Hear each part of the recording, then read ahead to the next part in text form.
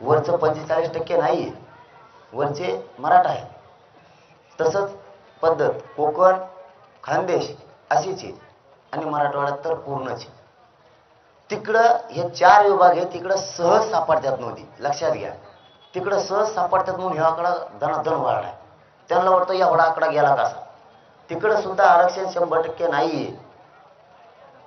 मग त्यांच्याकडे सहज ते उपलब्ध होत्यात आणि मराठवाड्यात कसरत करावं लागते म्हणून तिकडचे जास्त निघाल्या. मी त्यांना विचारलंय दोनदा, एकदा नाही दोनदा, मला सुद्धा गैरसमज होताच.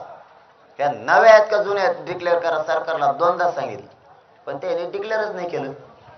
आता त्यांनी त्याशी 57 लाख सापडल्या असं लिहून दिले, त्यामुळे नव्याच धरल्या. मग आता ते उत्तर तर द्या ना, जुन्या काळाला लिहून देते मग. म्हणजे एक साधारण आपण एक अंदाजा लावायचा. त्यांनी का जुन्या आहेत का नव्या आहेत सांगितलं नाही, आणि मी बी जबाबदारीने सांगत नाही नव्या आहेत का जुन्या आहेत. मला शंका आली तर मी विचारलं होतं, त्यांनी सांगितलं नाही. पण ज्या अर्थी त्यांनी आकडाच दिलाय आता की 57 लाख नोंदी सापडल्यात, मी 54 म्हणलो होतो. नुसतं अंतरवाल्याहून मुंबई जो तर तेवढ्या सापडल्या. ते म्हणले 57 लाख आकडा झाला आणि 39 लाख वाटप केल्या.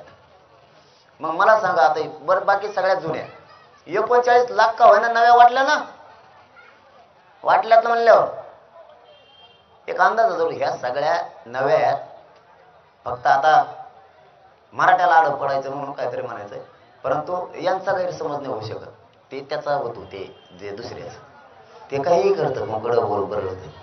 दादा, विषय असा आहे की तुम्ही असे म्हणाला प्रेसमध्ये आणि सरकारने तुम्हाला असं आश्वासन दिलं की आंतरवालीसह